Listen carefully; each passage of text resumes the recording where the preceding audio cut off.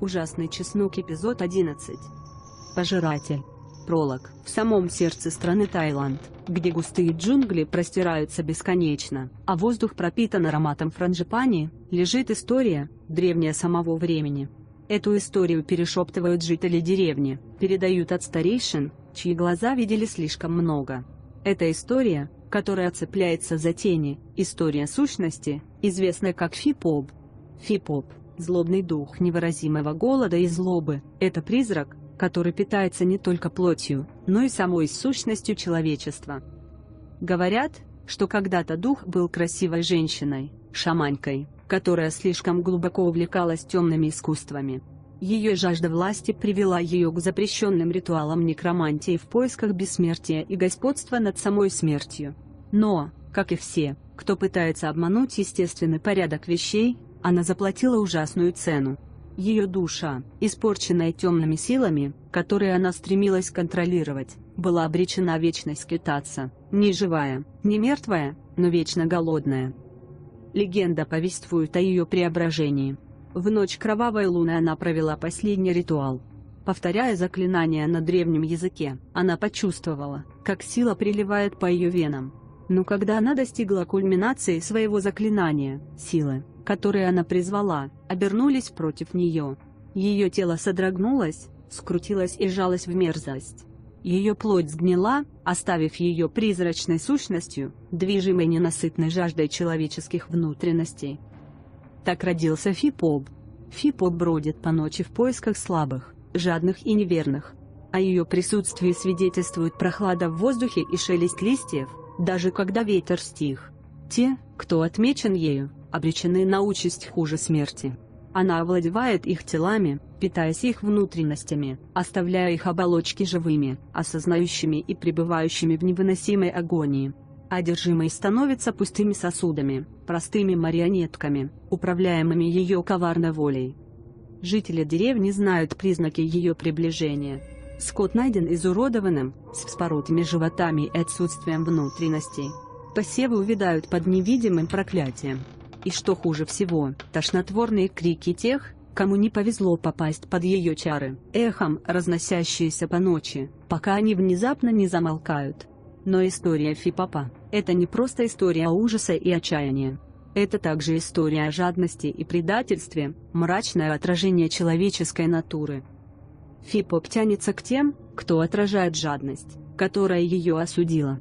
Богатство, власть и предательство – ее маяки, ведущие ее к новым жертвам. Глубоко в сердце джунглей, в забытой деревне, стоит разрушенная древняя святыня, покрытая лозами и мхом. Говорят, что именно здесь впервые зародился дух Фипопа. Храм, который когда-то был местом поклонения, теперь стал местом страха. Никто не осмеливается приблизиться к нему, поскольку считается, что ее дух все еще живет, привязанный к месту ее превращения.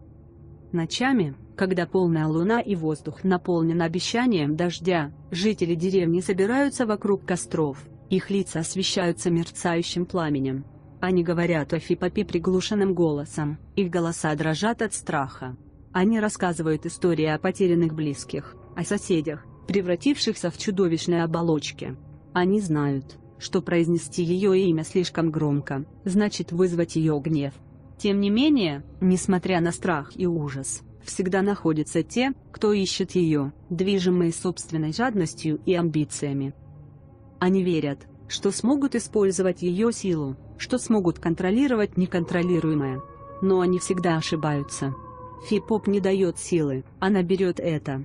Она поглощает тех, кто достаточно глуп, чтобы призвать ее, добавляя их души в свою коллекцию. Когда пролог подходит к концу, у нас остается дурное предчувствие. История Фипопа – это не просто история прошлого, это предупреждение. В современном мире, где жадность и предательство процветают как никогда, голод Фипопа только усилился. Она ждет в тени, ее коварное присутствие скрывается вне поля зрения, готовая заявить права на тех, кто стал жертвой своих самых темных желаний. В тусклом свете рассвета, когда джунгли просыпаются и первые лучи солнечного света пробиваются сквозь крону, жители деревни возносят свои молитвы. Они молятся о защите, об избавлении от злого духа, преследующего их ночи. Но в глубине души они знают, что пока существует жадность и предательство, Фипоп никогда не будет по-настоящему побежден. Она вечна, темная тень, которая задерживается в уголках их разума, постоянное напоминание о цене неконтролируемых амбиций. Итак, легенда о Фипопе продолжает жить, мрачная и жуткая история, которая продолжает преследовать тех, кто осмелится ее слушать. Но отражает ли легенда общую правду? Глава 1. Кошмар и реальность. Ночь была неестественно тихой. В скромном доме, расположенном на окраине города Бангкок, Сом Чай ворочался на своей кровати, его лоб блестел от холодного пота. Снаружи цикады замолчали, как будто они тоже боялись ужасов, скрывающихся в тенях. Лунный свет бросал жуткий свет сквозь тонкие шторы, освещая комнату призрачным светом. Дыхание Сом Чая было прерывистым, его лицо исказилось от страха, когда он все глубже погружался в тиски кошмара, который преследовал его уже несколько недель. Во сне Сом Чай оказался в густых, удушающих джунглях. Воздух был насыщен влажностью, и вокруг него висел тяжелый запах разложения. Деревья нависали над головой, их искривленные ветви, словно пальцы скелета, тянулись, чтобы поймать его в ловушку. Он пошатнулся вперед, сердце колотилось в груди, каждый шаг был борьбой с гнетущей тяжестью воздуха. Его кожу покалывало от ощущения невидимых глаз, наблюдающих за ним из темноты. Он знал, что он не один. Присутствие было там, скрываясь прямо за пределами его поля зрения, шепча зловещие обещания боли и отчаяния. Ноги Сом Чая напоминали свинец. Когда он брел сквозь заросли, земля под ним хлюпалась тошнотворным влажным звуком. Он чувствовал на себе взгляды, холодные и злобные, а волосы на затылке встали дыбом. Впереди мерцал слабый свет. Притянутый к нему, как мотылек к пламени, Сом Чай продирался сквозь густую листву. Подойдя к источнику света, он увидел древнюю святыню, разрушенную и заросшую виноградными лозами. Это было то самое святилище из старых историй, которые бабушка рассказывала ему, когда он был ребенком, историю о темных духах и мстительных призраках. Свет исходил изнутри святилища, отбрасывая длинные танцующие тени, которые, казалось, жили своей собственной жизнью. Понуждаемый невидимой силой, Сом Чай подошел ближе. Сердцебиение грохотало в ушах, заглушая все остальные звуки. Он чувствовал, как его присутствие становится сильнее, его голод осязаем в воздухе. Когда он достиг входа в храм, свет замерцал и погас, погрузив его во тьму. Его охватила паника, и он хотел бежать, но ноги не слушались. Он был как вкопанный, парализованный страхом. Из темноты возникла фигура. Это была женщина, или, по крайней мере, нечто, что когда-то было женщиной. Волосы у нее были длинные и спутанные, кожа бледная и гнилая. Ее глаза светились неестественным светом, а рот искривился в гротескной ухмылке, обнажая ряды острых, окровавленных зубов. Сом Чай попытался закричать, но не издал ни звука. Рука женщины потянулась к нему, ее пальцы превратились в острые как бритва когти. Когда ее рука коснулась его груди, жгучая боль пронзила его тело. Он в ужасе посмотрел вниз и увидел, как ее когти вонзились в его плоть, с ужасающей легкостью разрывая мышцы и кости. Его зрение затуманилось, мир вокруг него закружился, а боль захлестнула его чувства. Смех женщины эхом отдавался в его ушах, навязчивый, пугающий звук, который, казалось, доносился одновременно отовсюду и ниоткуда. Глаза Сом Чая распахнулись, и он выпрямился на кровати, задыхаясь. Сердце его колотилось, а тело было мокрым от пота. На мгновение он был дезориентирован, грань между сном и реальностью стерлась. Он все еще чувствовал призрачную боль в груди, воспоминания о вонзившихся в него когтях. В комнате было тихо, если не считать его прерывистого дыхания и отдаленного шума города. Его жена Намфон зашевелилась рядом с ним, ее рука потянулась, чтобы коснуться его руки. «Сом Чай, ты в порядке?» Пробормотала она хриплым от сна голосом. Сом Чай кивнул и тяжело сглотнул, чтобы вытеснить комок из горла. «Просто кошмар», — сказал он. Его голос был едва громче шепота. Он свесил ноги с кровати и закрыл лицо руками, пытаясь стряхнуть с себя затянувшийся ужас. Намфон села, в ее глазах было видно беспокойство. «Еще один». Это уже 3-й раз на этой неделе. Тебе нужно обратиться к врачу, Сомчай. Это ненормально». Он снова кивнул, зная, что она права. Кошмары начались несколько недель назад, казалось бы, из ниоткуда. Сначала он счел их стрессом от работы, но они становились все хуже. Каждая из них была более ярким и ужасающим, чем предыдущие. Ему казалось, что он теряет контроль над реальностью, грань между сном и бодрствованием становится все тоньше.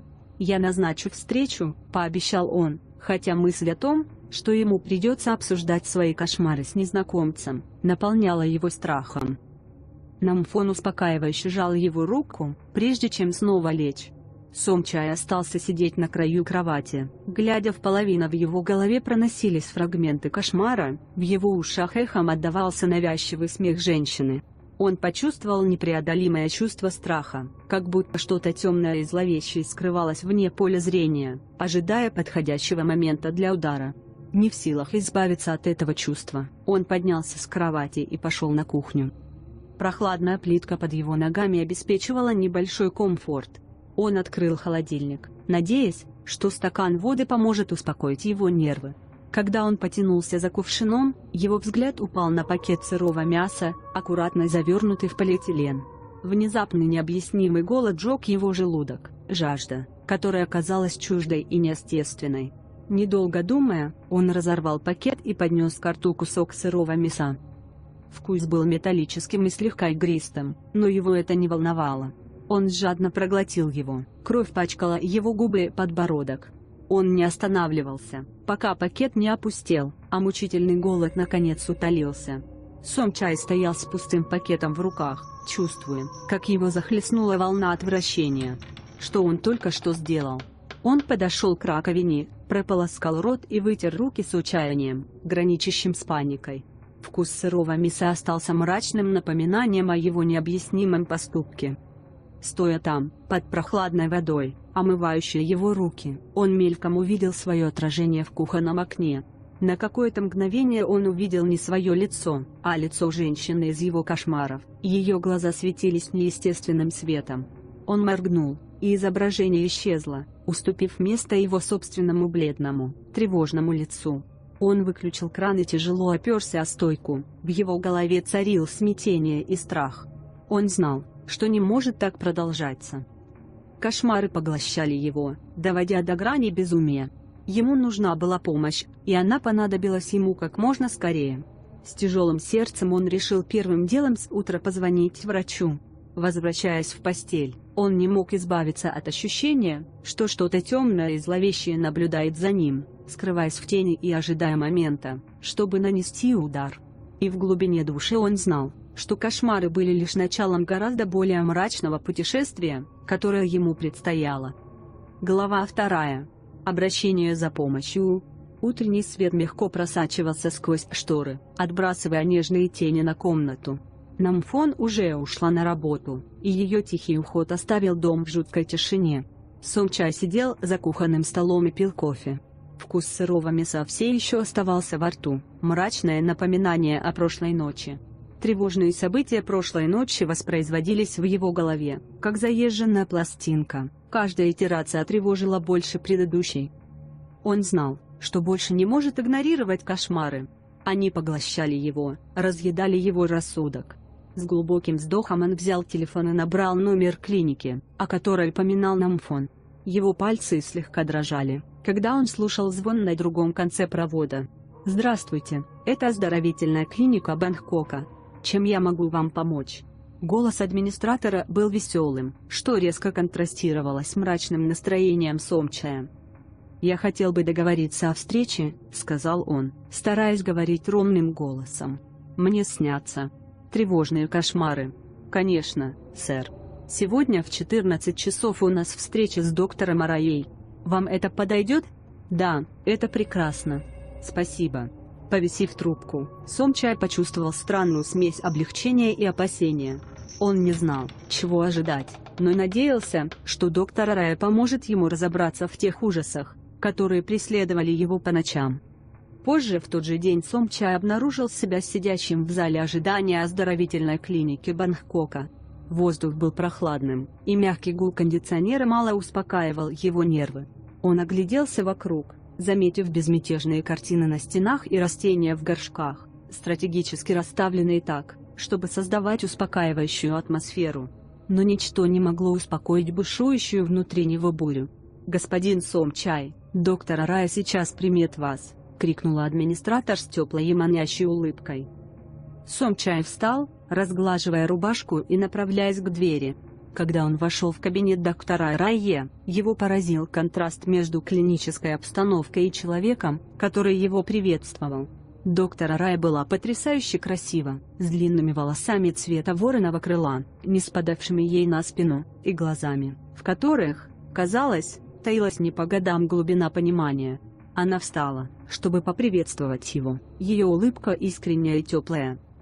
«Господин Сомчай, приятно познакомиться. Пожалуйста, присаживайтесь», — сказала она, указывая на удобное кресло напротив своего стола.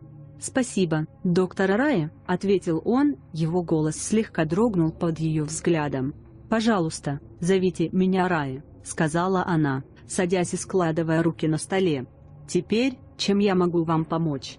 Сомчай глубоко вздохнул, слова вылетели в спешке. Он рассказал ей о кошмарах, лунатизме и ужасающем эпизоде с сырым мясом. Арая внимательно слушала, на ее лице было выражение глубокого беспокойства и сочувствия. «Эти кошмары кажутся очень тревожными, Сомчай», — тихо сказала она. «Испытывали ли вы в последнее время что-нибудь травмирующее, что могло бы спровоцировать их?» Он покачал головой. «Нет, ничего, о чем я мог бы подумать. Моя жизнь была нормальной, даже рутинной.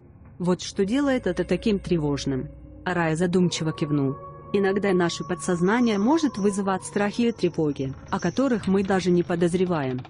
Может быть очень сложно противостоять этим вещам, но именно поэтому я здесь. Мы справимся с этим вместе». В течение следующих нескольких сессий Сомчай обнаружил, что открылся Арае еще больше. Ее спокойное поведение и проницательные вопросы помогли ему изучить глубину своих кошмаров и связанных с ними эмоций. Но было кое-что еще, чего он не ожидал. С каждым сеансом он чувствовал, как между ними растет неоспоримое притяжение. Ее красота, ее ум и ее сострадание привлекли его, как мотылька к пламени.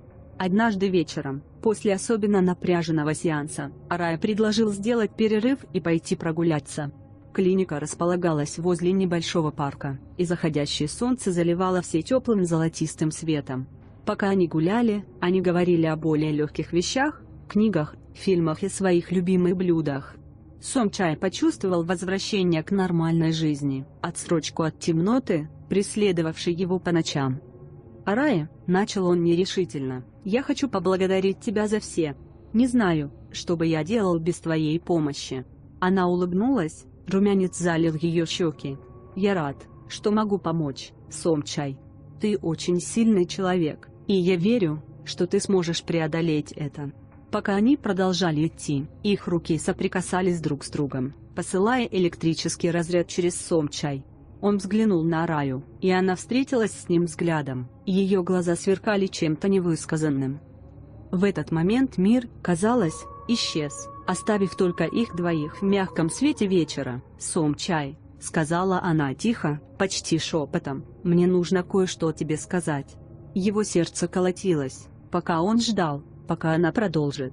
«Я чувствую связь с тобой. Что-то большее, чем профессиональные отношения, которые у нас должны быть. Я знаю, что это неправильно, но я больше не могу этого отрицать». У Сомчая перехватило дыхание. Он тоже чувствовал это, эту неоспоримую тягу к ней. «Арая, я чувствую то же самое. Но что нам делать? Это сложно». Она кивнула, и ее глаза были полны неуверенности. «Я знаю. Но, может быть, сегодня вечером мы сможем забыть о правилах и сложностях. Только сегодня мы сможем быть самими собой». Не говоря больше ни слова, они подошли ближе, расстояние между ними исчезло. Их губы встретились в нежном, нерешительном поцелуе, мир вокруг них растворился в небытии. В тот момент все страхи и кошмары казались далекими и нереальными, их заменило тепло объятия Арая. Эта ночь положила начало их тайному роману. Они продолжали свои занятия в клинике, сохраняя видимость профессионализма, но за закрытыми дверями их страсть друг к другу росла.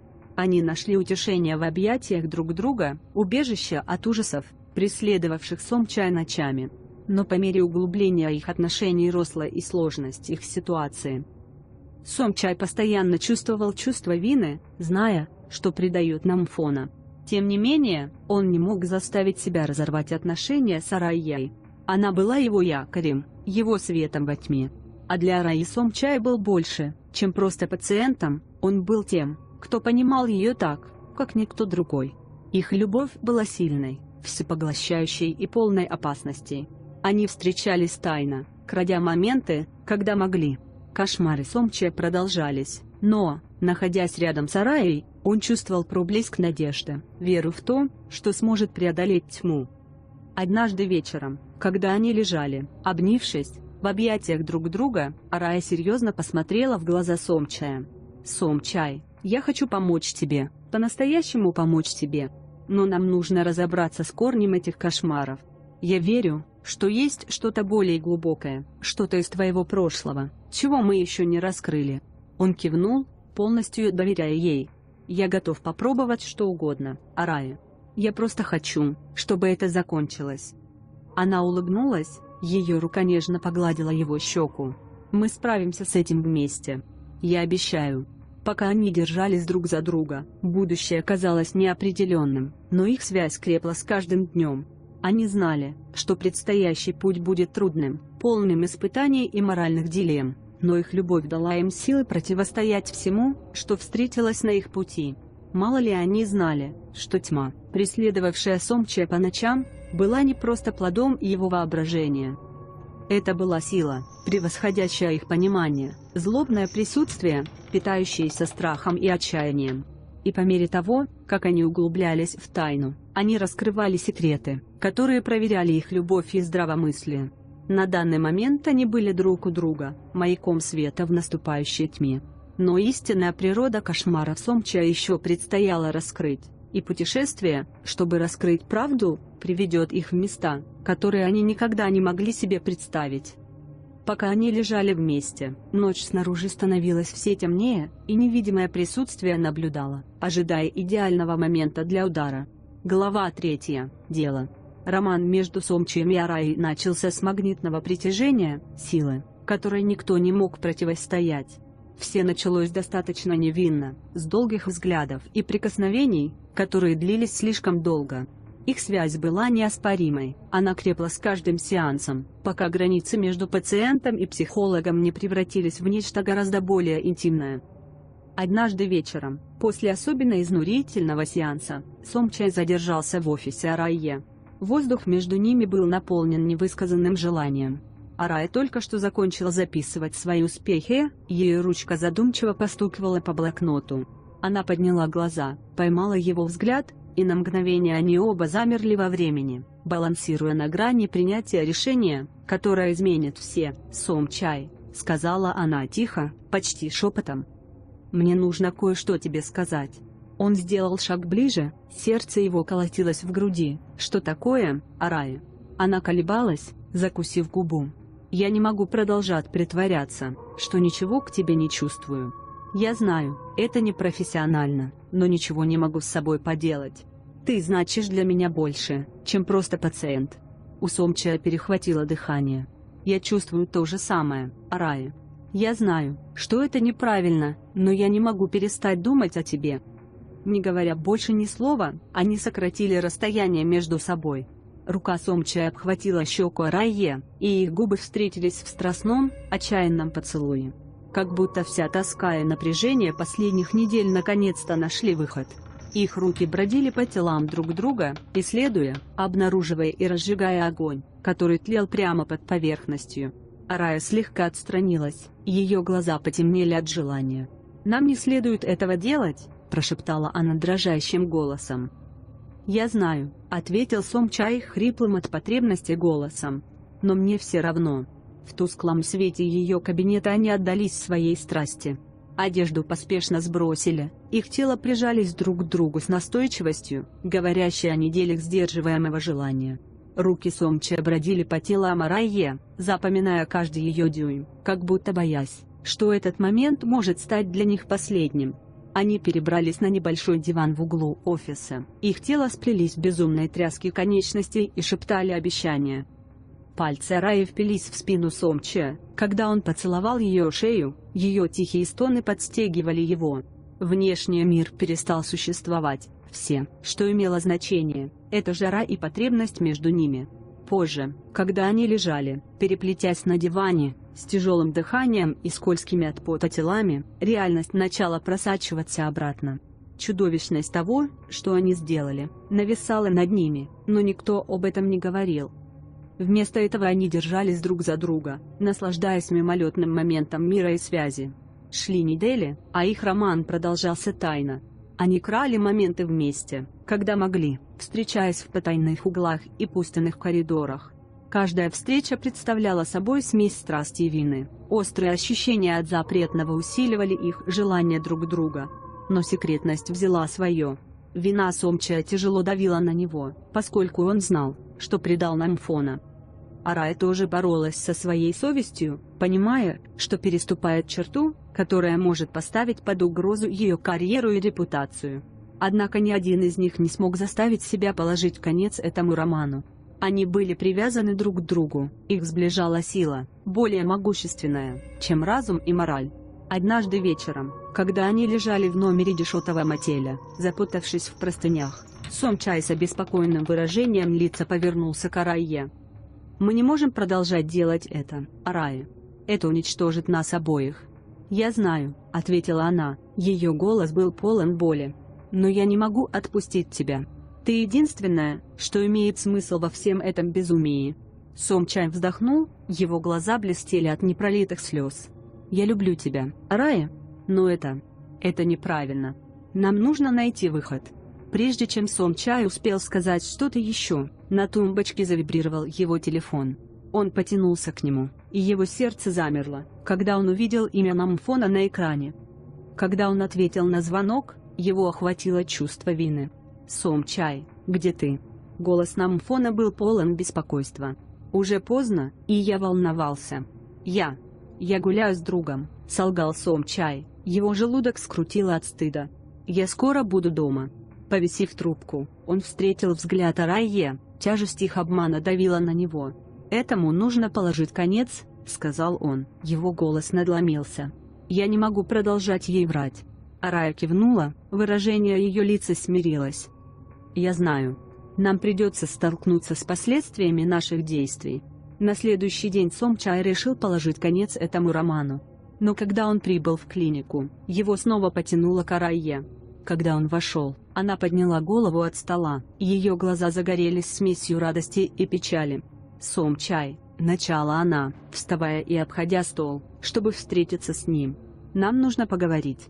Он кивнул, на сердце у него было тяжело. «Я знаю. Мы не можем продолжать это делать, Арая. Это несправедливо по отношению к кому-либо». «Я согласна», — сказала она, взяв его руку в свою. «Но прежде чем мы покончим с этим, я хочу помочь тебе в последний раз. Думаю, я нашел способ противостоять твоим кошмарам». Глаза Сомча расширились. «Что ты имеешь в виду?» Арай глубоко вздохнул. «Есть место, храм за городом, куда люди ходят в поисках духовного руководства и исцеления. Думаю, это поможет вам найти некоторые ответы». Он колебался, разрываясь между необходимостью положить конец их роману и надеждой найти решение своих кошмаров. «Ты пойдешь со мной?» «Да», — ответила она, сильнее сжимая его руку. «Я буду с тобой на каждом этапе пути». На следующих выходных они отправились в храм. Поездка была долгой и тихой, напряжение между ними было ощутимым. Разум Сомча был вихрем противоречивых эмоций, его любовь к Арае боролась с чувством вины за предательство Намфона. Когда они прибыли, храм представлял собой безмятежную гавань, утопающую в пышной зелени сельской местности. Повсюду ходили монахи в шафрановых одеждах, их песнопения наполняли воздух ощущением покоя. Арай привел Сомча к небольшому уединенному храму, где они преклонили колени перед статуей Будды. «Закрой глаза», — мягко приказал Арай. «Сосредоточьтесь на своем дыхании, отпустите все остальное». Сомча сделала, как она сказала, глубоко и размеренно вздохнув. Ритмическое пение монахов, казалось, ввело его в транс, и впервые за несколько недель он почувствовал чувство спокойствия. Голос Араи прорвал тишину, ее слова стали успокаивающим бальзамом. «Сомчай, тебе нужно противостоять источнику твоих кошмаров. Визуализируй тьму, столкнись с ней лицом к лицу». Когда он последовал ее указаниям, его начал закрадывать знакомый ужас. Тьма его кошмаров маячила перед ним, но на этот раз он не бежал. Он стоял на своем, присутствие Араи давало ему силы противостоять своим страхам. Внезапно тьма сместилась, открыв темную фигуру. Сердце Сомчая бешено забилось, когда он узнал женщину из своих кошмаров, и ее глаза светились злобным светом. Но вместо того, чтобы атаковать, она просто стояла и наблюдала за ним. «Кто ты?» – прошептал Сомчай, его голос дрожал. Взгляд фигуры смягчился, и она начала говорить, ее голос эхом отозвался в его голове. «Я – часть тебя, Сомчай. Проявление твоих глубочайших страхов и сожалений. Ты не сможешь победить меня, убежав. Ты должен противостоять своему прошлому и найти мир внутри себя». Пока фигура говорила, Сомчай почувствовал, как с его плеч свалился груз.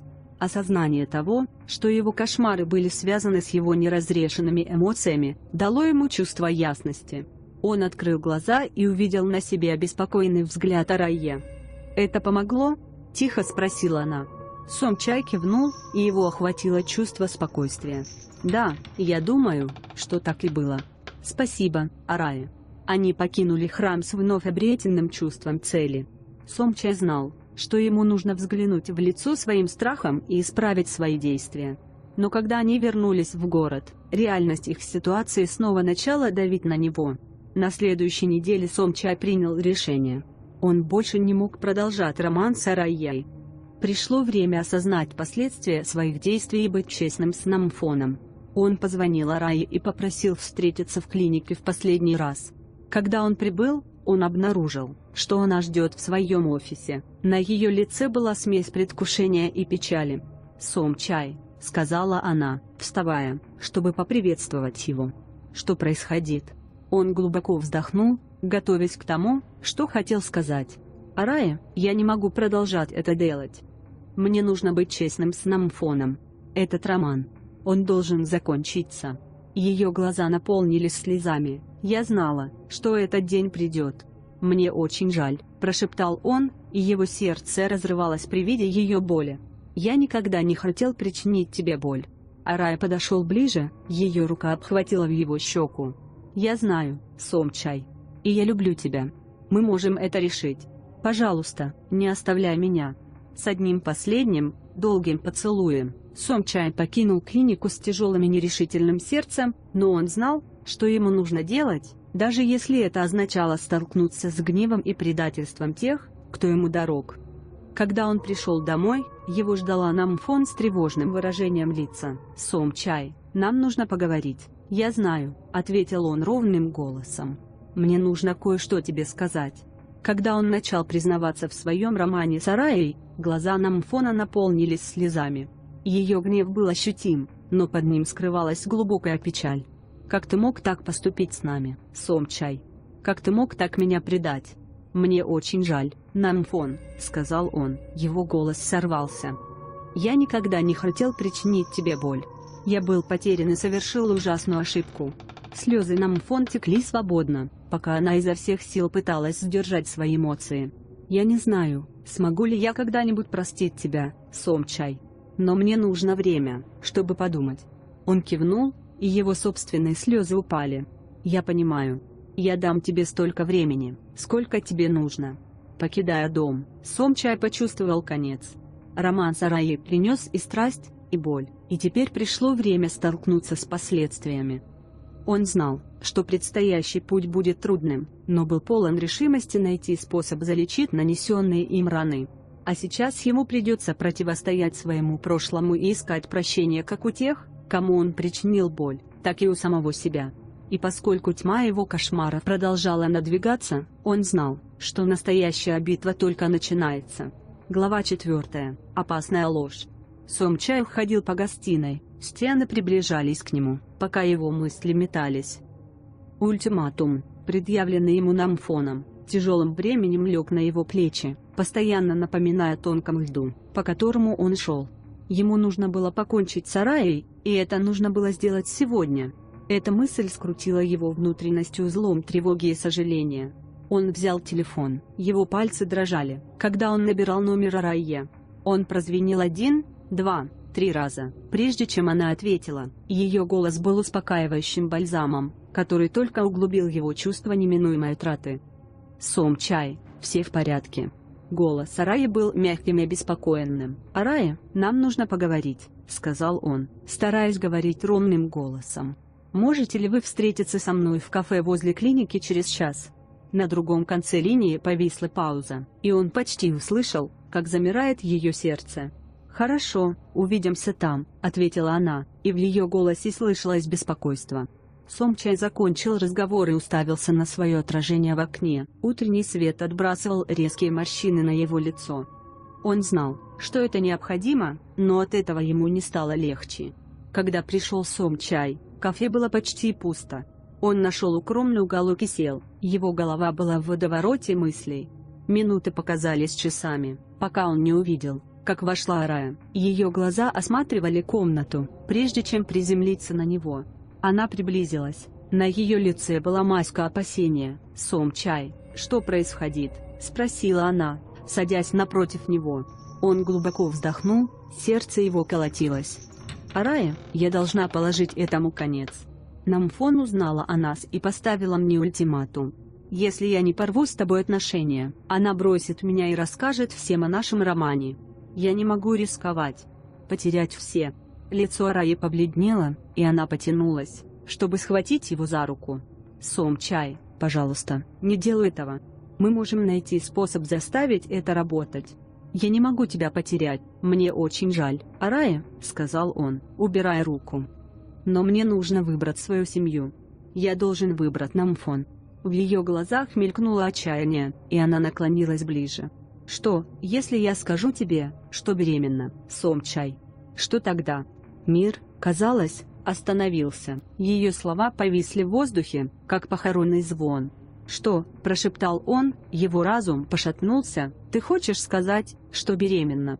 Она кивнула, и на ее глазах выступили слезы. «Да, Сом-чай. Я узнал об этом несколько дней назад. Я не знал, как сказать тебе, но я не могу сделать это один. Ты мне нужен». Сердце Сом-чая колотилось в груди, его мысли превратились в хаотический водоворот страха и растерянности.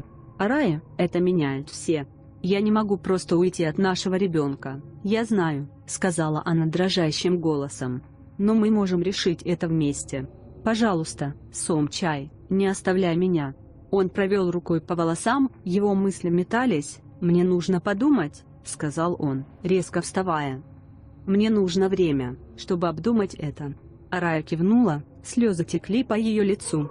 «Потратьте столько времени, сколько вам нужно, Сом-чай.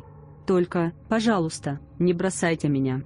Выходя из кафе, Сом-чай почувствовал, как будто земля уходит у него из-под ног.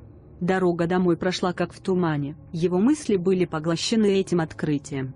Когда он вошел в дверь, его ждала Намфон с красными от слез глазами.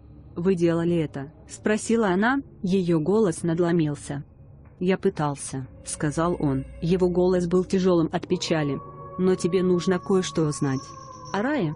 Она беременна». Лицо Намфон побледнело, и она рухнула в кресло, ее глаза расширились от шока. «Что?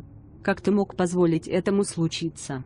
«Я не знал», — сказал он, его голос дрожал от эмоций. «Я узнал об этом сегодня. Я не знаю, что делать, Намфон».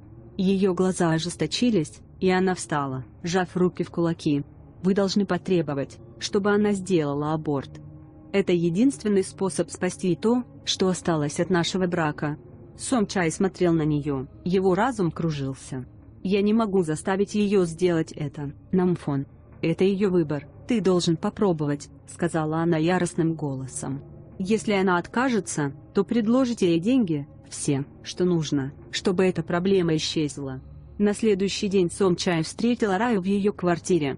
Когда она открыла дверь, она выглядела обнадеживающей, но эта надежда быстро исчезла, когда она увидела мрачное выражение его лица. «Арая, нам нужно поговорить», — сказал он, входя внутрь. «Что случилось, Сомчай?» — спросила она дрожащим голосом. Он глубоко вздохнул, готовясь к тому, что хотел сказать. «Намфон хочет, чтобы ты сделал аборт. Она сказала, что это единственный способ спасти наш брак. Я готов предложить тебе значительную сумму денег, если ты согласишься». Лицо Араи исказилось от шока и предательства. «Вы хотите, чтобы я убил нашего ребенка ради денег? Как вы вообще могли такое предложить?» «Я тоже этого не хочу», — сказал он. Его голос надломился. «Но я в отчаянии, Арая. Я не знаю, что еще делать». Она покачала головой, слезы текли по ее лицу. «Сомчай, я не беременна. Я солгала, потому что не могла вынести мысли о том, что потеряю тебя. Но я не смогу справиться с этим в одиночку». Сомчай уставился на нее. Его разум изо всех сил пытался понять, что она говорит. Ты солгал». Она кивнула, ее рыдания сотрясали ее тело. «Мне очень жаль, Сомчай. Я просто хотел оставить тебя. Но обещаю, я уйду после того, как помогу тебе справиться с твоими кошмарами.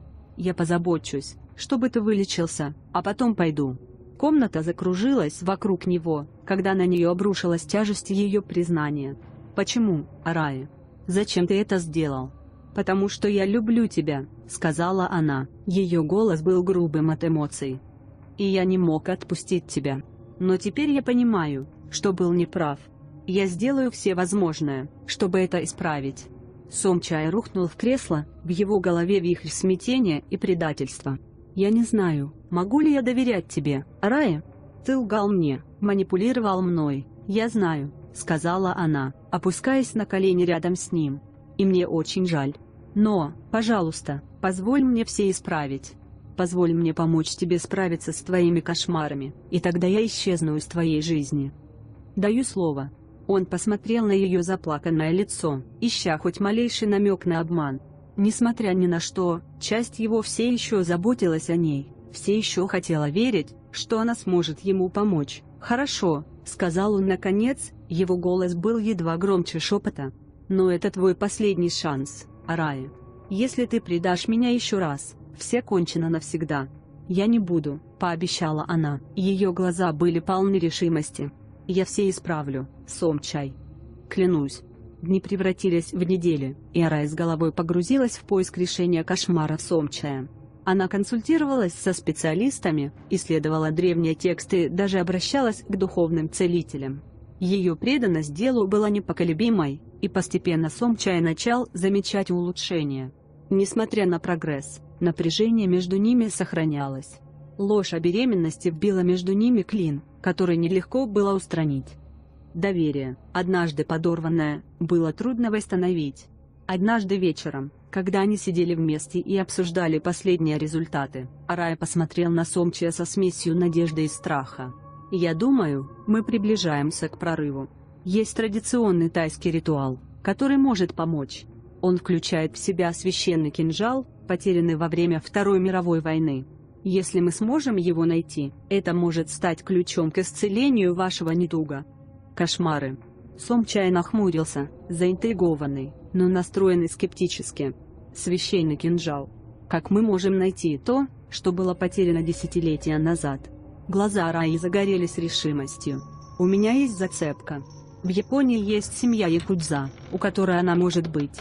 Кинжал был украден из тайского дворца и доставлен в Японию солдатом во время войны. «Если мы сможем вернуть его, у нас может быть шанс». Идея казалась надуманной, но Сомчай был готов пойти на все, чтобы избавиться от кошмаров. «Хорошо, давай сделаем это. Но помни, это твой последний шанс». Арая кивнула, ее решимость непоколебима. «Я понимаю. И я не подведу тебя, Сомчай». Путешествие в Японию было наполнено напряжением и неопределенностью. Решимость Араи найти кинжал гнала их вперед, хотя над ними нависал призрак прошлых ошибок. Сомчай мог только надеяться, что этот опасный поиск принесет конец, в котором они оба так отчаянно нуждались. Глава 5. План. Дни, предшествовавшие их отъезду в Японию, были ураганом подготовки. Доктор Арая провел бесчисленные часы, исследуя и связываясь с различными источниками, чтобы подтвердить существование священного кинжала. Ее убежденность в том, что эта реликвия является ключом к прекращению кошмаров Сомча, была непоколебимой, и она знала, что это путешествие было их последней надеждой. Сомчай, все еще не оправившийся от откровений последних недель, оказался охвачен бурей эмоций. Предательство, которое он чувствовал по отношению к Арайе, было смягчено вспышкой надежды, что эта поездка может наконец положить конец его мучениям. Несмотря на свои опасения, он согласился сопровождать ее, движимый отчаянной потребностью в мире. День их отъезда начался с невыносимой жары, палящей солнце Бангкока, пока они направлялись в аэропорт. Арая была комком нервов, и ее разум размышлял над хитросплетениями их плана. Сомчай, напротив, терялся в тумане неопределенности, его мысли были смесью страха и ожидания. Перелет в Японию был долгим и напряженным. Большую часть пути Арая провела, просматривая свои записи, вынося последние коррективы в свой план. Она организовала для них проживание в скромном отеле в самом центре Токио, достаточно близко к оплоту Якудза, но достаточно далеко, чтобы избежать ненужного внимания. Сомчай наблюдал за ней со смесью восхищения и опасения, поражаясь ее преданности делу, хотя он изо всех сил пытался избавиться от своих сомнений. Они прибыли в Токио под серое пасмурное небо. Воздух был насыщен влажностью, и суетливая энергия города, казалось, окутала их, когда они вышли из аэропорта. Арая шла впереди, ее уверенность резко контрастировала с ощутимым беспокойством Сомчая. Они шли по людным улицам, под постоянную какофонию голосов и движения машин, направляясь к отелю. Отель представлял собой скромное заведение, спрятанное в тихом переулке. Арай выбрал его из-за его анонимности, места, где они могли планировать свой следующий шаг, не привлекая внимания. Когда они расположились в своей комнате, Сомчай не мог не почувствовать дурное предчувствие. На него давила тяжесть их миссии, и он задавался вопросом, действительно ли они готовы к тому, что ждало впереди. Арая почувствовал его беспокойство и взял его за руку. Ее прикосновение стало успокаивающим якорем в буре его мыслей. «Сомчай, я знаю, что это сложно, но мы должны сохранять концентрацию. Этот кинжал – наш единственный шанс излечить твои кошмары. Мы не можем позволить себе терять надежду сейчас». Он кивнул, глубоко вздохнув. «Я доверяю тебе, Арая. Я просто надеюсь, что мы не столкнемся с чем-то, с чем не сможем справиться». Ее глаза встретились с его глазами, полной решимости, которая придала ему проблеск уверенности. «Мы зашли слишком далеко, чтобы сейчас повернуть назад. Нам нужно придерживаться плана». На следующее утро они отправились собирать информацию. Арай организовал встречу с местным знакомым, бывшим журналистом по имени Хироши, имевшим связи в преступном мире Якудза. Они встретились в маленьком, тускло освещенном кафе, где воздух был пропитан запахами кофе и сигарет. Хироши был жилистым человеком с обветренным лицом, его глаза были острыми и расчетливыми, когда он смотрел на них. «Вы, должно быть, доктор Арая», — сказал он на беглом английском языке, протягивая руку. «Я много слышал о тебе. И это, должно быть, Сомчай». Арая пожала ему руку с решительным выражением лица. «Спасибо, что встретились с нами, Хироши. Нам нужна ваша помощь, чтобы найти очень специфический артефакт, традиционный тайский кинжал, похищенный во время Второй мировой войны». Хироши кивнул, его глаза сузились. «Я знаю кинжал, о котором ты говоришь. Это ценный предмет, который в настоящее время находится во владении семьи Такеши. Это один из старейших кланов Якудза в Токио. Получить к нему доступ будет непросто. Мы готовы сделать все возможное», — сказала Арая твердым голосом. «Можете ли вы помочь нам установить с ними контакт?» Хироши откинулся назад, его взгляд задумчивый. Такеши очень замкнуты и не доверяют посторонним с легкостью. Но, возможно, есть выход. Нынешний глава семьи, Кинджи Такеши, известен своими особыми интересами. Если вам удастся привлечь его внимание, возможно, он захочет встретиться с вами. Желудок Сомча скрутило при мысли о борьбе с якудза, но решимость Араи была непоколебимой. О каких интересах идет речь? Хироши криво улыбнулся. Кинзи питает слабость к красивым женщинам. Если ты, Арая, сможешь представиться, возможно, тебе удастся добиться встречи. Арая кивнула, ее разум уже работал над деталями. Спасибо, Хироши. Хироши кивнул. Но помни, такиши опасны. Тебе нужно быть очень осторожным.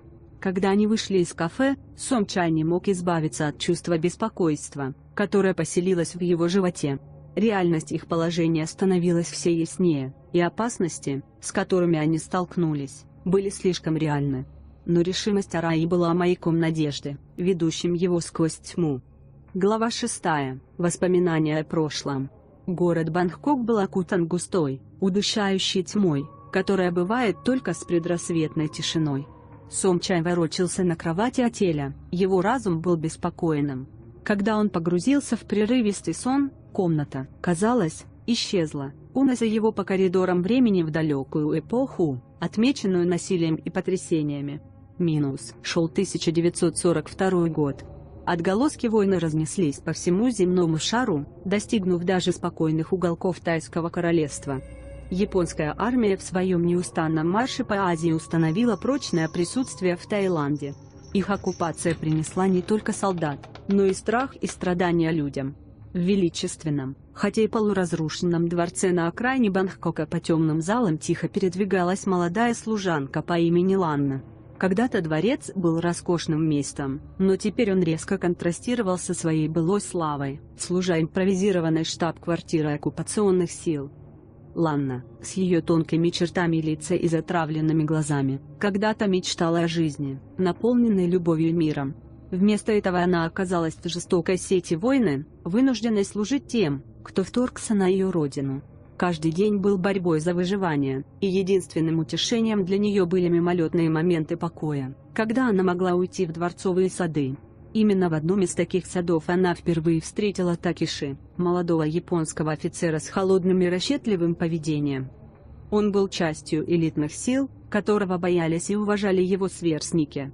Глаза Такиши были жесткими и непреклонными, отражая суровость мира, над которым он стал доминировать. Ланна ухаживала за цветами, пытаясь погрузиться в рутинную задачу, когда почувствовала на себе его взгляд. Она подняла глаза, ее сердце колотилось в груди, и встретилась с его пронзительным взглядом. Такиши подошел к ней с хищной грацией, на его губах играла ухмылка. «Как тебя зовут?» — спросил он стальным голосом. «Ланна», — пробормотала она, опустив глаза на землю. Такиши грубой рукой поднял ее подбородок, заставляя ее встретиться с ним взглядом. «Теперь ты будешь служить мне, Ланна». С этого момента жизнь Ланны превратилась в кошмар.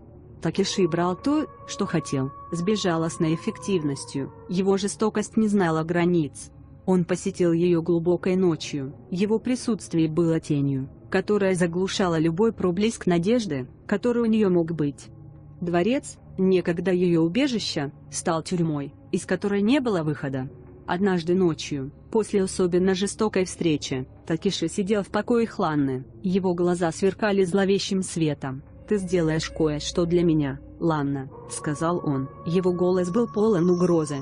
Ланна, израненная и сломленная, посмотрела на него, ее дух был разбит, но воля к выживанию все еще теплилась. «Чего ты хочешь от меня?» — прошептала она. «Здесь кинжал», — начал Такиши, сузив глаза. Традиционный тайский кинжал, обладающий огромной силой. Оно спрятано где-то в этом дворце. Ты найдешь это для меня. Сердце Ланны упало. Кинжал, о котором он говорил, был священным артефактом, веренным королевской семье на протяжении нескольких поколений. Она слышала слухи о его силе, рассказы о его способности защищать и разрушать. Украсть его было бы предательством всего, что ей дорого, но отказаться от Такиши было невозможно. Дни превращались в ночи, пока Ланна обыскивала дворец, за каждым ее движением следили люди Такиши. Тяжесть ее задачи становилась все тяжелее с каждым мгновением, страх перед тем, что произойдет, если она потерпит неудачу, грыз ее душу.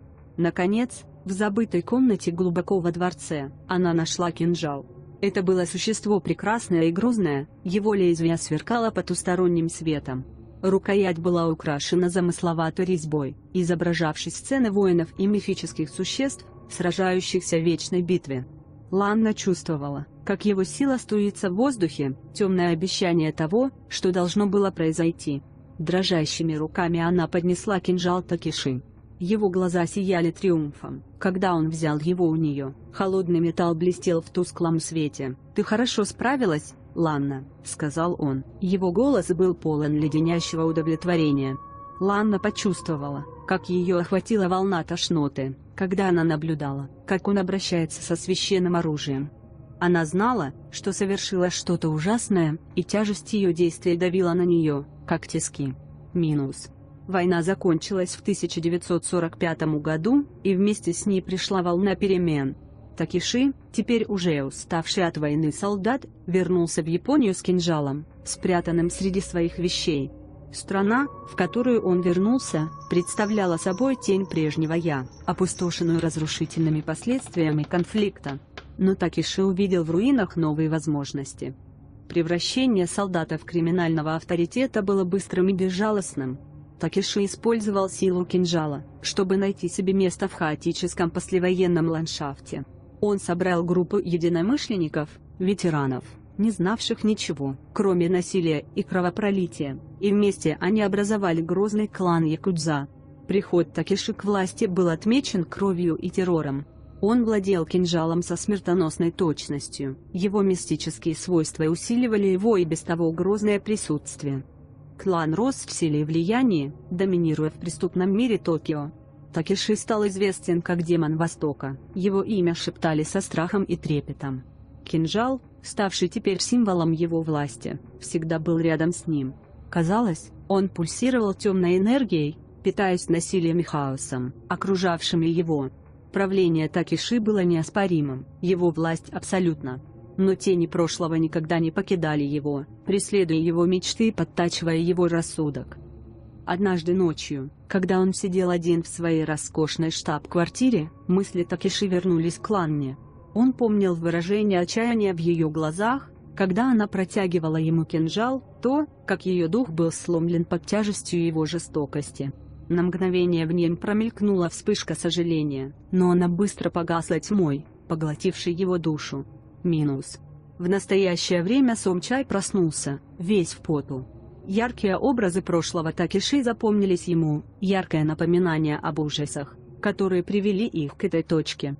Сомчай знал, что путешествие сопряжено с опасностью и неопределенностью, но он также знал, что у него нет выбора. Кинжал был ключом к его кошмарам, и он должен был довести это до конца. Когда он снова лег, пытаясь успокоить бешено колотящееся сердце, он не мог избавиться от ощущения, что прошлое еще не покончило с ним.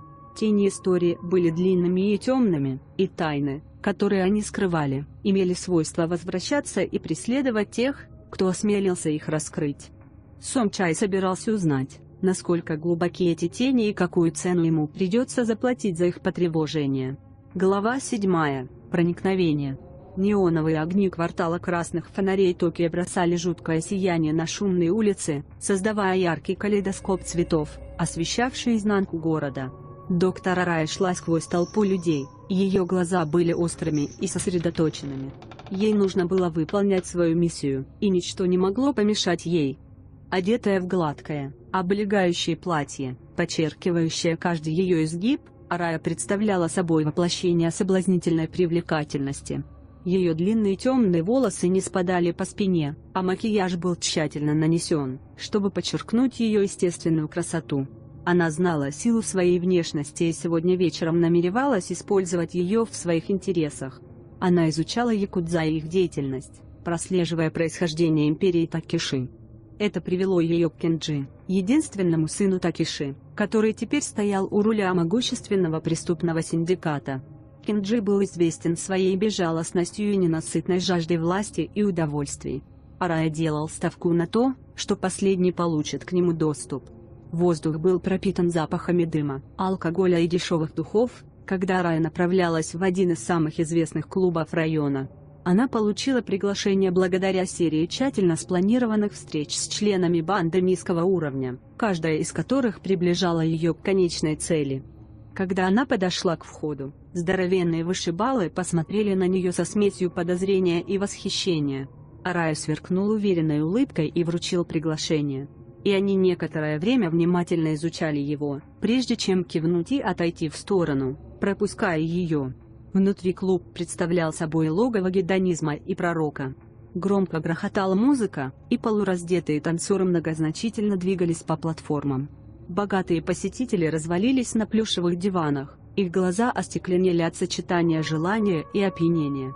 Арая перемещалась по морю тел с привычной легкостью, ее взгляд был устремлен на вип-секцию в задней части клуба. Кинджи сидел в центре вип-зоны, окруженный толпой телохранителей и подхалимов. Он был поразительной фигурой, его резкие черты лица и пронзительные глаза были зеркалом отца. Кинджи источил ауру контролируемой угрозы, каждое его движение было расчетливым и точным. Сердце Араи бешено колотилось, когда она приблизилась, тяжесть плана давила ей на голову. Один из телохранителей шагнула вперед, чтобы преградить ей путь, но Кинджи отмахнулся от него, его любопытство загорелось. «Пропустите ее», — приказал он ровным и авторитетным голосом. Арая вошла в круг, ее глаза встретились с Кинджи. Она слегка поклонилась, жест уважения, который также продемонстрировал ее декольте. «Мистер Кинджи, для меня большая честь познакомиться с тобой». Губы Кинджи изогнулись в хищной улыбке. «А кто бы ты мог быть?» «Меня зовут доктор Арая», — ответила она, ее голос был наполнен медом. «У меня есть к вам предложение, которое, я уверен, будет взаимовыгодным». Кинджи откинулся назад, внимательно изучая ее. «Продолжать». Арая глубоко вздохнула, собираясь с духом. «Я здесь от имени богатого тайского бизнесмена, который заинтересован в приобретении определенного артефакта. Если быть точным, традиционный тайский кинжал. Он готов заплатить за это значительную сумму». Глаза Кинджи сузились. «А почему я должен быть заинтересован в этой сделке?» Арая подошла ближе, ее голос понизился до соблазнительного шепота. «Потому что, господин Кинджи, сумма, которую он готов заплатить, это лишь часть предложения. Я готов сделать эту сделку очень личной». В глазах Кинджи мелькнул интерес. «Личное, говоришь?» Арая кивнула, ее рука слегка коснулась его руки. «Да. Я готов провести с вами ночь, чтобы выразить свою признательность за ваше сотрудничество». Улыбка Кинджи стала шире, в глазах появился блеск голода. «Вы довольно смелый, доктор Арая. Я восхищаюсь этим. Но откуда мне знать, что это не какой-то трюк?» Арая наклонилась, ее губы почти коснулись его уха. «Нет. Но уверяю вас, я очень искренен в своих намерениях. Мой клиент отчаянно пытается положить конец своим кошмарам, и ключом к этому является кинжал. Я здесь, чтобы гарантировать, что он получит то, что ему нужно». Кинджи обдумывал ее слова, его разум лихорадочно обдумывал возможные варианты. Привлекательность денег была сильной, но обещание ее тела было еще более соблазнительным. Он протянул руку, его пальцы скользнули по ее руке. «Очень хорошо, доктор Арая. Я соглашусь на ваши условия. Но сначала давайте посмотрим, сможете ли вы выполнить свои обещания». Он встал, взял ее за руку и повел в отдельную комнату. Телохранители со стоическими лицами наблюдали, как за ними закрылись двери. Внутри комната была роскошной, с шелковыми портьерами и огромной кроватью, доминировавшей в пространстве. Кинджи, не теряя времени, втянул Араю в страстный поцелуй. Арая ответила с таким же рвением, ее мысли были сосредоточены на цели. Она позволила своим рукам бродить по его телу, каждое прикосновение было направлено на усиление его желания. Кинджи был опытным любовником, его движения были обдуманными и интенсивными. Но Арая соответствовала ему, используя все свое обаяние и соблазнение, чтобы удержать его в восторге. Часы прошли в тумане страсти и желания. Когда они наконец лежали на кровати, защита Кинджи полностью ослабла. Он провел пальцем по ее позвоночнику, его голос был ленивым и растягивающим. «Ты полон сюрпризов, Арая. Я начинаю думать, что эта сделка стоит больше, чем я думал поначалу». Арая улыбнулась, ее глаза потемнели от удовлетворения. Я рад это слышать, Кинджи. Но помните, сделка не завершена, пока кинжал не окажется в руках моего клиента. Кинджи усмехнулся, притягивая ее ближе. Конечно. Я сделаю приготовление. Завтра кинжал будет доставлен в ваш отель. Но сегодня вечером давайте не будем думать о делах. Арая кивнула, хотя в ее голове уже крутились планы. Она заполучила кинжал, но путешествие было далеко не окончено. Она должна была обеспечить его безопасную доставку Сомчаю и использовать его силу, чтобы избавить его от кошмаров. Но сейчас она позволила себе расслабиться в объятиях Кинджи, зная, что сделала решающий шаг вперед в их поисках. Когда над городом наступил рассвет, заливая бледным светом район красных фонарей, Арая почувствовал мрачное удовлетворение. Она прекрасно сыграла свою роль, и теперь судьба должна была довести их миссию до конца. Тени прошлого приближались, но она была готова встретиться с ними лицом к лицу с кинжалом в руке и сражаться за будущее, в котором они с Сомчаем так отчаянно нуждались. Глава 8. Обмен. Солнце поднялось над Токио, заливая золотым сиянием лабиринты улиц города. Номер отеля был залит утренним светом, и в тишине Сомчай и Арая готовились к встрече с Кинджи. Воздух был полон напряжения и ожидания, каждый из них погрузился в свои мысли. Сомчай уходил взад и вперед, его разум метался в сомнениях и надеждах. Обещания кинжала и сверхъестественных сил, которыми его убедила Арая, были его последним шансом на мир. Кошмары, которые его мучили, видения из плоти и крови, должны были закончиться. Он не мог не чувствовать смесь страха и волнения от перспективы того, что его ждало впереди. Арая, напротив, был сосредоточен и решителен. Она хорошо разыграла свои карты, обеспечив сделку с Кинджи, и теперь пришло время завершить обмен.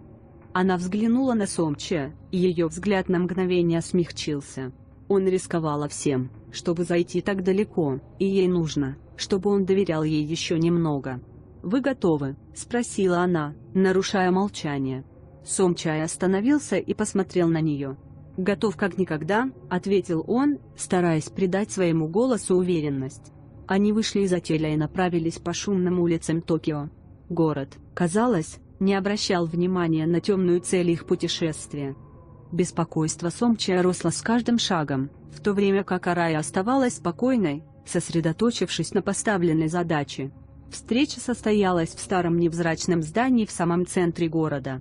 Это было место, которое выбрал Кинджи, гарантирующее конфиденциальность и безопасность.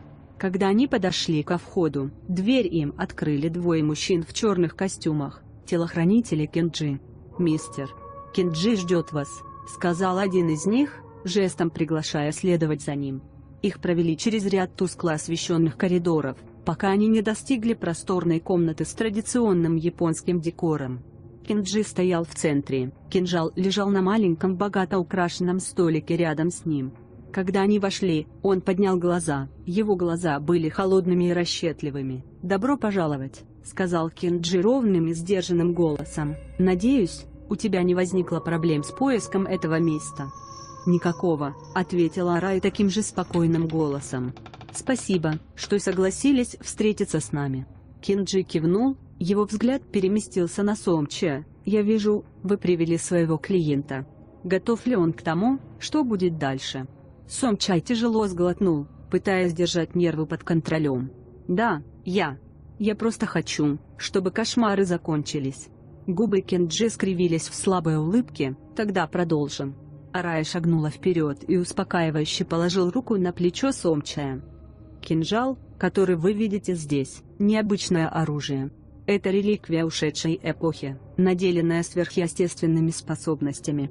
Он способен изгонять кошмары, которые преследуют тебя, и очищать твою душу». Глаза Сомчая были прикованы к кинжалу, его отчаяние было очевидным. «Как мы его используем?» Кинджи указал на стол. «Ритуал прост. Вы должны держать кинжал и сосредоточиться на кошмарах. Позвольте его силе войти в ваш разум и противостоять внутренней тьме». Арая кивнул, побуждая Сомчая выйти вперед. «Поверь мне, Сомчай, это сработает. Сила кинжала реальна». Глубоко вздохнув, Сомчай подошел к столу, его руки дрожали. Он протянул руку и схватил рукоять кинжала, чувствуя, как через него проходит странная энергия. Оно было холодным на ощупь, но, казалось, пульсировало собственной жизнью. Когда он собирался поднять кинжал, Арая покачнулась на ногах. Ее зрение затуманилось, и ее настигла волна головокружения. «Сомчай», – прошептала она, ее голос был едва слышен. Сомчай повернулся к ней, на его лице отразилось беспокойство. «Арая? В чем дело?» Прежде чем он успел среагировать, глаза Араи закатились, и она рухнула наполовину. Паника охватила Сомча, когда он встал на колени рядом с ней, пытаясь разбудить ее. «Арая? Арая, просыпайся!» Кинджи наблюдал за разворачивающейся сценой, выражение его лица было нечитаемым. Он шагнула вперед, держа в руке кинжал. Но когда он поднял его, казалось, окутала темная тень. Его тело напряглось, а глаза расширились от гнева и ужаса. В комнате стало холодно, воздух наполнился ощутимым чувством страха. Сомчай поднял голову, его сердце колотилось. Он видел трансформацию, происходящую на его глазах. Черты Кинджи исказились и исказились, его лицо приобрело зловещее, почти нечеловеческое выражение. Высокий женский голос эхом разнесся по комнате, отчего у Сомчая по спине пробежали мурашки. «Наконец! Я так долго ждал, и теперь ничто не может остановить меня за то, что я отомстил вам, милорд!» Сомчай отшатнулся, его охватил ужас. «Кто? Что ты? О чем ты говоришь?» Тело Кинджи, теперь полностью одержимое злым духом, повернулось к нему. Кинжал светился жутким светом, его сила полностью пробудилась. «Я Чинафа, или более известный как Фипоп», – прошипел голос. И я веками ждал этого момента. Мысли Сомчая метались, кусочки головоломки встали на свои места. Падение Райе, кинжал, духи, бесчисленные кошмары. Теперь все это имело смысл, и это осознание наполнило его страхом. Дух продолжал, его голос был полон злобы.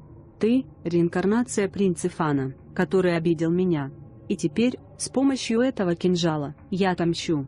Ты будешь страдать так же, как страдал я. И ты никогда не обретешь покоя навечно». Сомчай отступил назад, сердце его колотилось в груди. Он взглянул на Араю, все еще лежащего на полу без сознания, а затем снова на дух, овладевший Кинджи. «Пожалуйста. Должен быть другой способ». Дух рассмеялся холодным, пустым звуком. «Другого пути нет. Твоя судьба была предрешена давным-давно». Когда дух поднял кинжал, готовый нанести удар, разум Сомчая помчался в поисках решения. Но прежде чем он успел действовать, сцена перед ним стала темнее, комната, казалось, сомкнулась вокруг него. Последнее, что он увидел, была зловещая ухмылка на лице Киндзи, теперь полностью находящегося под контролем мстительного духа.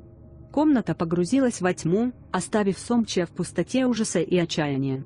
Он мог слышать голос духа, эхом отдающийся в его разуме, обещая будущее, полное мучений и страданий. На этом глава закончилась, оставив судьбу Сомчая висеть на волоске, а истинный ужас того, что ждало впереди, только начал разворачиваться. Глава 9. Реинкарнация. В эпоху принца Фана мир был другим. Королевство Сиам, ныне известное как Таиланд, было страной величественных дворцов, сложных традиций и непреклонной социальной иерархии. Королевский двор был царством богатства и власти, где принц правил железным кулаком и каменным сердцем. Принц Фан был человеком поразительной внешности, его царственная осанка сочеталась с хитрым умом. Его в равной степени почитали и боялись, он был известен своим стратегическим мастерством в управлении и беспощадным подходом к тем, кто перешел ему дорогу. Но за блестящей внешностью скрывалась темная сторона, о которой мало кто знал, но от которой многие страдали. Одним из таких страдальцев был молодой слуга по имени Ханнефа. Она была нежной красавицей с большими невинными глазами и мягким поведением, что сделало ее любимицей дворцового персонала. Но ее красота также привлекла внимание принца Фана, чьи желания были столь же ненасытны, сколь и жестоки. Чинафа был назначен в личный покой принца, и это задание было одновременно честью и проклятием. Она бесшумно перемещалась по роскошным комнатам, удовлетворяя его потребности с ожидаемой от нее грацией и уравновешенностью. Но ее обязанности всегда сопровождало чувство страха перед тем, чего принц может потребовать в следующий раз. Однажды ночью, когда дворец был окутан тишиной, Принц Фан позвал Чинафу в свои личные покои. Она вошла осторожно, ее сердце колотилось от трепета.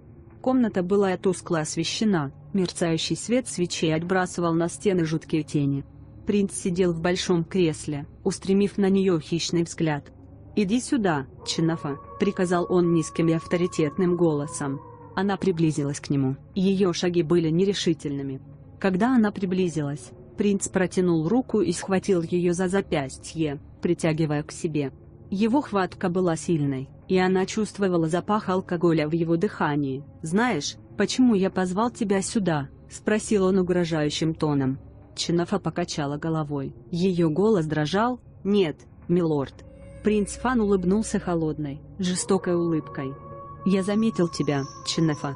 Ты прекрасна, слишком красива, чтобы пропадать впустую, будучи простой служанкой». Прежде чем она успела среагировать, он посадил ее к себе на колени, его руки блуждали по ее телу. Сердце Чинафы колотилось от страха, и она изо всех сил пыталась освободиться, но хватка принца была непреклонна.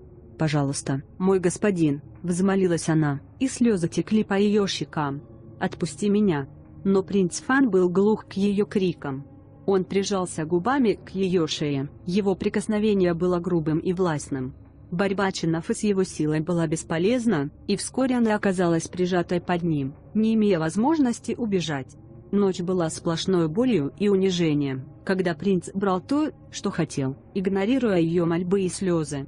Когда все закончилось, он оставил ее там, разбитую и истекающую кровью, жестокое напоминание о своей власти и ее бессилии. Прошли месяцы, и жизнь Чинафы превратилась в настоящий кошмар. Принц продолжал использовать ее для собственного удовольствия, обращаясь с ней не более чем с собственностью. Но вскоре последствия его действий стали очевидны. Чинафа была беременна. Испуганная и пристыженная, она попыталась скрыть свое состояние, но вскоре правда раскрылась. Дворец гудел сплетнями, и принц был в ярости. Он столкнулся с Чинафой, его гнев и отрицание смешивались с холодным безразличием. «Ты не будешь говорить об этом», – прошипел он, его глаза сверкали яростью. «Если кто-нибудь узнает, я прикажу убить тебя и твоего ребенка». Сердце Чинафы разбилось от его слов, но она кивнула, зная, что у нее нет выбора. Растущий внутри нее ребенок был одновременно и благословением, и проклятием, символом ее страданий и жестокости принца. Шли месяцы, и Чинафа изо всех сил старалась оставаться вне поля зрения, терпя шепот и осуждение других слуг. Она тайно родила мальчика, назвав его Наронгом. Ребенок был напоминанием о ее боли, но также и маяком надежды в ее темном мире. Но гнев принца не знал границ. Когда он обнаружил рождение ребенка, он приказал унести Чинафу и ребенка и сожрать их животными. Крики Чинафы эхом разносились по дворцу до самого конца ее жизни. Итак, тайна жестокости принца Фана была погребена глубоко в стенах дворца, известная лишь немногим и о которой никто не говорил. Спустя столетия, когда мир погрузился в хаос Второй мировой войны, молодой японский солдат по имени Такеши оказался в королевстве Сиам. Такеши был амбициозным человеком, стремившимся проявить себя на войне и завоевать себе место силы. Но ужасы войны ожесточили его сердце, и он стал таким же безжалостным, как принц, чей дух он носил в себе. В одну роковую ночь перед окончанием войны Такеши встретил девушку, красота которой резко контрастировала с окружающей средой. Ее звали Рин, и она напоминала ему Ланну, хотя он не понимал почему. Привлеченный силой, которую он не мог постичь, он загнал ее в угол. Его намерения были ясны. Нападение было жестоким, и пока Рин лежала разбитая и истекающая кровью, она прошептала проклятие, отчаянную мольбу духам мертвых. И духи ответили, потому что Фипоп наблюдал, ожидая этого момента. Когда Такеши стоял над ней, холодный ветер пронесся по комнате, и из темноты появилась темная фигура. Фипоп, мстительный дух, стал свидетелем реинкарнации принца Фана. «Ты», – прошипел дух, и его голос эхом разнесся по комнате. «Ты тот, кто причинил столько страданий. Ты заплатишь за свои грехи в этой жизни и во всей вечности». Такеши отпрянул в страхе и замешательстве, груз прошлых жизней давил на него. Он попытался бежать, но духу Фипопа удалось отметить его, гарантируя, что цикл страданий продолжится, и душа Такеши никогда не обретет покоя. Когда война закончилась, Такеши вернулся в Японию, но ужасы, свидетелем которых он стал и которые совершил, не давали ему покоя. Он стал могущественным лидером якудза, используя свою безжалостность, чтобы построить преступную империю. Но тень Фипапа преследовала его, постоянное напоминание о его прошлых грехах. Итак, наследие принца Фана жило на протяжении веков на разных континентах. Темные тайны и бесконечные страдания были связаны проклятием мстительного духа. Цикл будет продолжаться, каждое перевоплощение будет отмечено той же жестокостью и болью. Глава 10. Последний поворот. Воздух в комнате, казалось, сгустился от ощутимого страха. Сердце Сомчая колотилось в груди, а разум был наполнен вихрем страха и растерянности. Он уставился на Киндзи, или, скорее, на извращенную версию Киндзи, теперь контролируемую злобным духом Фипапа. Некогда холодные и расчетливые глаза лидера якудза теперь светились жутким, потусторонним светом, наполненным многовековой яростью и ненавистью. В комнате было пугающе тихо, если не считать слабого гудения электричества и далеких звуков токи снаружи. Кинджи с кинжалом в руке выглядел почти царственно, как темный принц из древней легенды. Он подошел ближе к Сомчаю, его движения были медленными и обдуманными. «Ты, Сомчай!» Голос духа эхом отозвался из уст Кинджи, реинкарнация принца Фана. «Вы несете на себе грехи прошлых жизней и даже настоящей. Теперь ты заплатишь». Глаза Сомчая расширились от ужаса. Он слышал легенды о Фипапе, мстительном духе, пожирающем плоть своих жертв. Но он никогда не верил им, никогда не думал, что они могут быть правдой. Теперь, столкнувшись с воплощением этой легенды, он почувствовал, что его храбрость падает. «Принц Фан», — продолжил Кинджи, его голос представлял собой пугающую смесь голоса Кинджи и духа. «Ты забрал то, что не принадлежало тебе, разрушил жизни и оставил след страданий. Вы думали, что сможете избежать своей судьбы через смерть и возрождение. Но я следовал за тобой на протяжении веков, ожидая этого момента». Сомчай пытался говорить, вразумлять дух, но в горле у него пересохло, а слова застряли во рту. Правда была слишком ошеломляющей, ужас слишком велик. Ему хотелось молить о пощаде, заявлять о своей невиновности, но он знал, что это будет бесполезно. «Кинжал», — сказал Кинджи, поднимая лезвие так, чтобы на него падал свет, — «это необычное оружие. Он обладает силой положить конец жизни как живых, так и мертвых. С его помощью я позабочусь о том, чтобы ты никогда больше не перевоплощался. Твоя душа будет поймана в ловушку вечных мучений». Мысли Сомчая метались, пытаясь найти выход, средство бегства. Но комната напоминала тюрьму, стены смыкались вокруг него.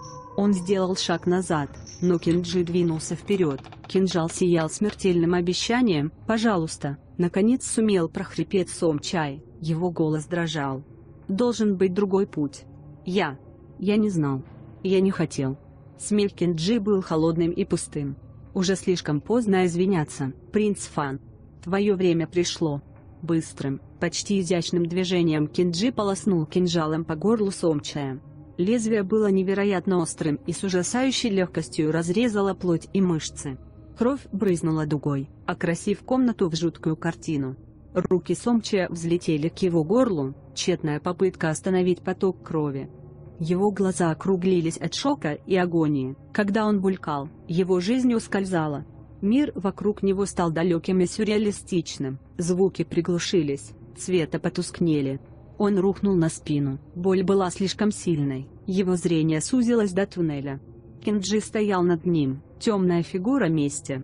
«Твои грехи навсегда закончатся здесь, мой господин», — сказал он, и его голос стал последним леденящим кровь благословением. «Пусть твоя душа не найдет покоя». С жестокой эффективностью Кинджи вонзил кинжал в живот Сомча и разрезал его. Рана зияла широко, обнажая плоть и органы. Тело Сомча содрогнулось в предсмертной агонии, на его лице застыла маска ужаса и боли. Кинджи опустился на колени, его глаза блестели нечестивым голодом. Он залез в рану и вырвал кусок плоти, поднеся его ко рту. Он откусил его с диким наслаждением, кровь залила его губы и подбородок. Вкус мести, многовековой ненависти был сладок и приятен. Арая пошевелилась на полу, ее разум медленно возвращался к сознанию. Она тихо застонала, ее голова пульсировала от боли. Когда ее глаза открылись, она увидела перед собой ужасающую сцену. Кенджи, залитый кровью, склонился над безжизненным телом Сомча, пожирая его плоть с дикой интенсивностью. Зрелище было сюрреалистическим, кошмар стал реальностью. У Араи перехватило дыхание, ее разум изо всех сил пытался осознать то, что она видела.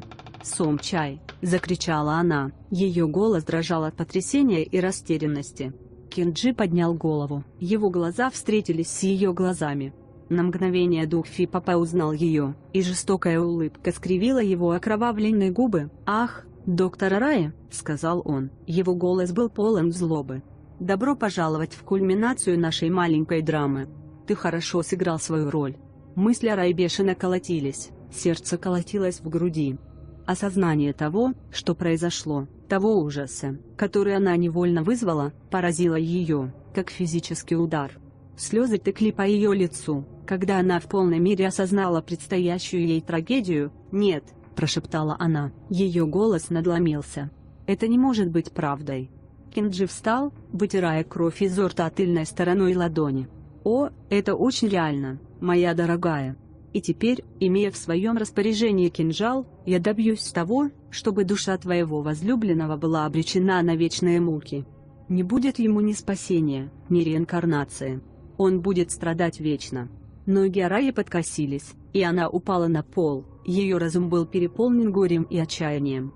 Она верила, что сможет спасти Сомча, что кинжал положит конец его кошмарам. Но вместо этого она отдала его в руки мстительного духа, предрешив его судьбу самым ужасающим образом, который только можно себе представить. Комната, казалось, сжималась вокруг нее, стены давили на нее с невыносимой тяжестью. Взгляд Араи затуманился слезами, когда она смотрела на безжизненное тело Сомча, ее сердце разрывалось. Она подвела его, и теперь от нее не осталось ничего, кроме пустого эха ее собственной печали. Кенджи, теперь полностью одержимый духом Фи-Папа, повернулся и вышел из комнаты, все еще с кинжалом в руке. Его миссия мести была завершена, но его жажда власти и разрушения еще не была утолена. Когда он исчез в тени, в комнате воцарилась гробовая тишина, воздух был пропитан запахом крови и отчаяния. Арая осталась лежать на полу, ее тело сотрясалось от рыданий. Реальность того, что произошло, была слишком тяжелой, чтобы ее можно было вынести. Она потеряла все: Сомчай, свою цель, свою надежду. И в темноте этой комнаты она знала, что кошмар еще далек от завершения. Дух Фи-Папа забрал еще одну жертву, и его царство террора будет продолжаться, оставляя за собой след смерти и разрушений. Когда первые лучи рассвета начали проникать в окно, комната, казалось, содрогнулась от тяжести и ужасов, свидетелем которых она стала. И в этот момент Арая понял, что настоящий ужас только начинается. Эпилог. Горизонт Токио представлял собой сочетание древних традиций и современности, залитый сиянием неоновых огней и вечным гулом жизни. Но под его шумной внешностью скрывалась коварная тьма, древнее зло, которое теперь носило лица своих жертв. В самом сердце города, в роскошном пентхаусе с видом на обширный мегаполис, Кенджи стоял у окна, его отражение было искаженной насмешкой над человеком, которым он когда-то был. Его глаза, холодные и лишенные человечности, сканировали горизонт с жутковатым удовлетворением. Фи-Поп, мстительный дух, нашел новый сосуд, и через Кенджи его царство террора продолжилось. Загадочные смерти преследовали Японию. Людей власти и влияния, тех, кто предался неверности и жадности, встретил ужасный конец.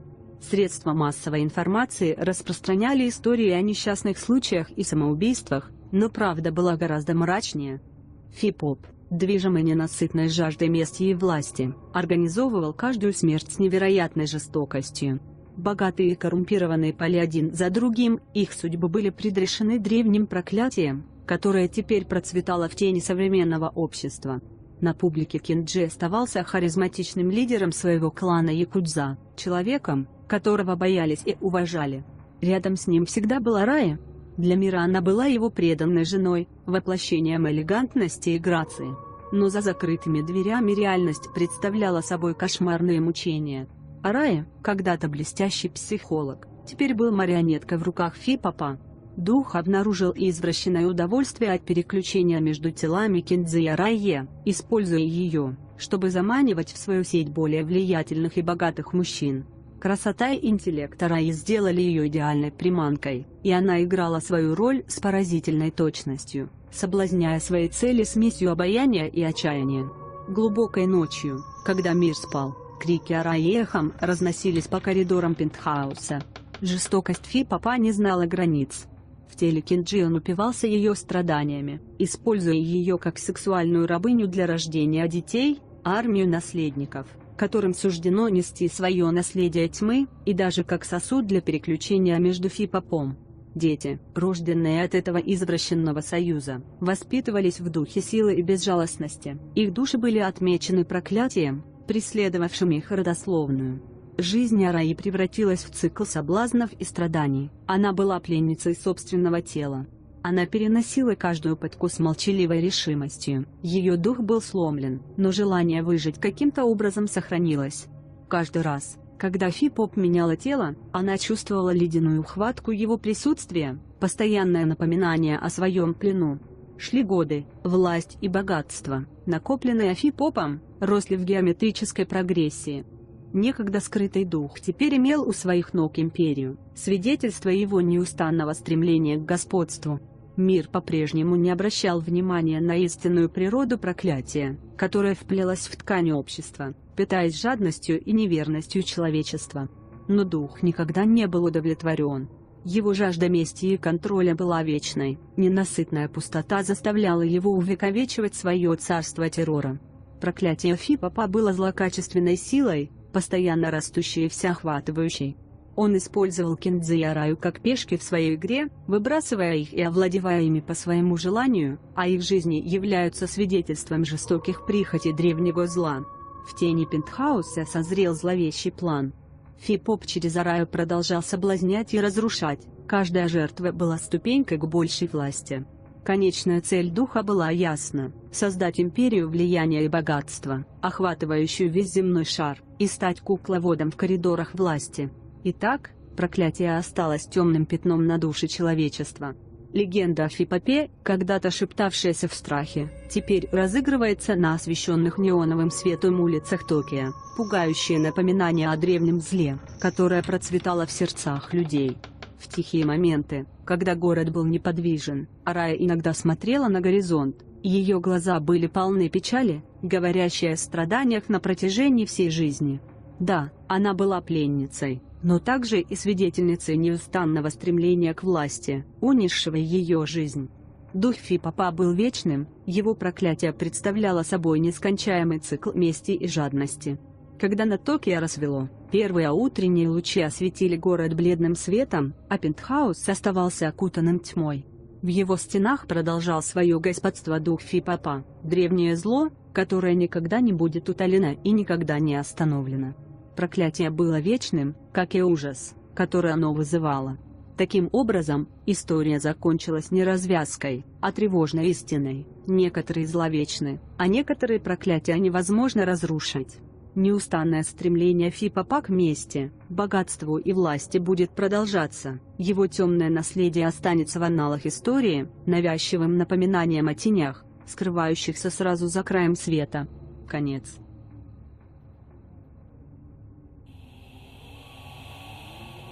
Спасибо, что подписались на наш подкаст. Если вам понравилось наше исследование призраков, мифических существ и городских легенд, поделитесь им с друзьями. Не забудьте подписаться, чтобы увидеть больше захватывающих серий. До новых встреч, мои любимые слушатели!